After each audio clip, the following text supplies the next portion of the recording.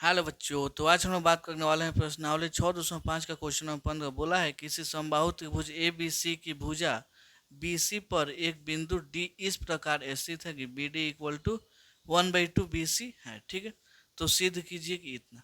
यहाँ पे हमको सिद्ध करना है, तो यहाँ पे देखिए हम ले लिए हैं जो ए बी सी एगो त्रिभुज है, समबाहु त्रिभुज है। मतलब समबाहु का मतलब क्या जी, उसका तीनों भुज आपस में बराबर है। ठीक है, कोई दिक्कत नहीं। और बोला है कि जो डी यहाँ पे BC पर क्या है जी, यहाँ पे बिंदु D है और ये हमने अपने से रचना से किया है। ठीक है, तो यहाँ पे सबसे पहले हम लिख देते हैं जो दिया गया है, तो इसको हटाते हैं। उसके बाद से लिखते हैं हल दिया है।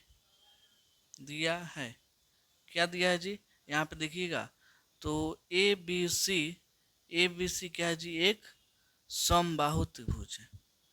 ABC एक समबाहु त्रिभुज है, यहाँ तक कोई दिक्कत नहीं। उसके बाद लिखिएगा जिसमें जिसमें B D equal to 1/2 BC है। ठीक है, यहाँ तक हो गया आपका खत्म। उसके बाद देखिए हमको सिद्ध करना है, वो लिख दीजिए। यहाँ पे लिखिएगा सिद्ध करना है। सिद्ध करना है, क्या सिद्ध करना है जी, यहाँ पे ध्यान से देखिएगा। तो बोला है 9AD² इक्वल टू 7AB²। ये हमको क्या करना है जी, सिद्ध करना है। इसको हाईलाइट करते हैं कि आपको समझ में आएगा। चलिए, तो अब आते हैं हम सिद्ध पे आ जाते हैं। सिद्ध एकदम लाइन बाय लाइन समझते चलिएगा। ठीक है, यहाँ पे देखिएगा सबसे पहले आप रचना कर लीजिए। रचना, सिद्ध के पहले रचना। रचना क्या करना है जी, जो ए एन क्या जी, ए एन लंब डाला गया है बी से पर, ये लिख दीजिए खींचा। ठीक है, ये जो ब्लू से है जो ए एन है वो लंब डाला गया है बी सी पर। ठीक है, अब आ जाइए, अब लिखते हैं सिद्ध। सिद्ध आते हैं चूंकि चूंकि आप देखिएगा तो बी डी इक्वल टू कितना दिया है जी, 1/2 BC दिया हुआ है। ये आपके क्वेश्चन में ही दिया हुआ है। तो इसको आप मान लीजिए समीकरण एक। क्या जी, समीकरण एक। यहाँ पे बी एन कितना हो जाएगा, देखिएगा बी एन ये क्या करता है जी, ए बी को आधा भाग में बांटता है ना। तो यहाँ पे BC/2 कर देंगे, मतलब ये पूरा लाइन का आधा है। क्या जी, बी एन, इसको मान लीजिए समीकरण इतना। क्यों, क्योंकि लिख दीजिए चूंकि जो बी एन है, अच्छा है ए एन है, वो लंब है BC पर। ठीक है, यहाँ हो गया। अब आ जाइए डी एन कहीं दिखा आपको, डी एन यहाँ से लेके यहाँ, तो क्या करना है, बी एन में से हम अगर बी डी को घटा देंगे तो डी एन आ जाएगा। तो यहाँ पे लिखते हैं B N minus B D. यहाँ पे चलिए, तो यहाँ से हो जाएगा डी एन, तो डी एन बी एन की जगह पे देखिएगा तो हम कितना BC/2 लिख सकते हैं। कितना जी, BC/2, माइनस है तो माइनस।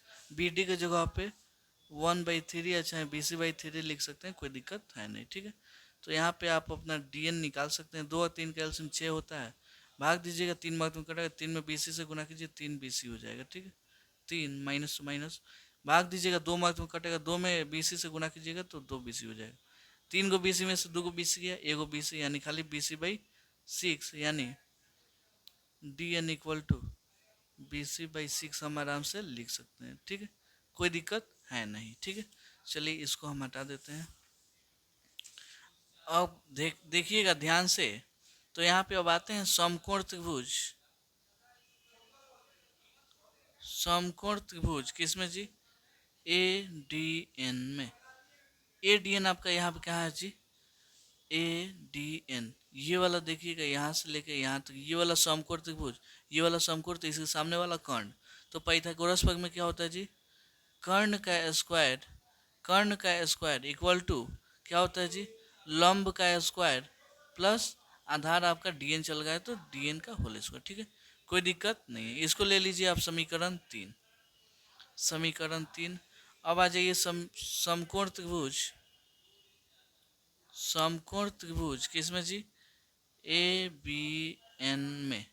समकोण त्रिभुज ABN में, इसमें देखिएगा ABN कहाँ पे, ABN ये वाला कर्ण, ये वाला हो जाएगा ये वाला।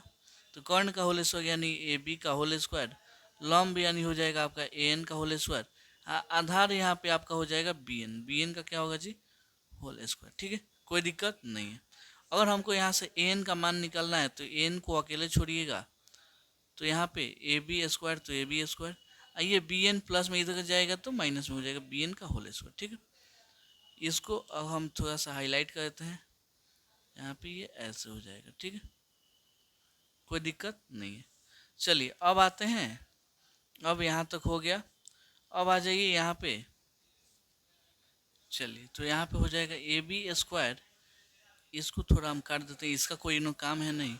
ए एन स्क्वायर की जगह पर कितना लिख सकते हैं, ध्यान दीजिए।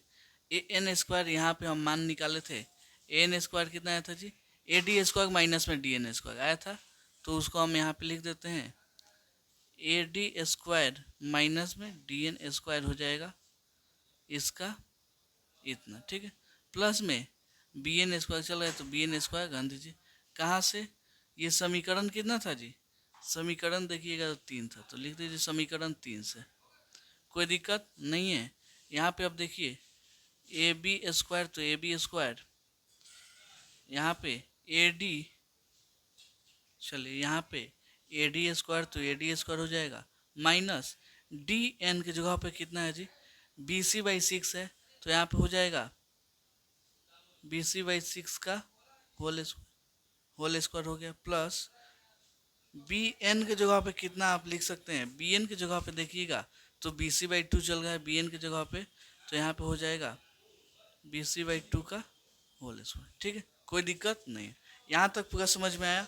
अब आते हैं A B square equal to क्या हो जाएगा जी, A B square equal to A D square minus, यहाँ पे देखिएगा बी सी का होल स्क्वायर तो बी सी स्क्वायर, 6 का होल स्क्वायर 36 हो जाएगा, प्लस है तो प्लस बी सी का whole square B C square, 2 का होल स्क्वायर 4।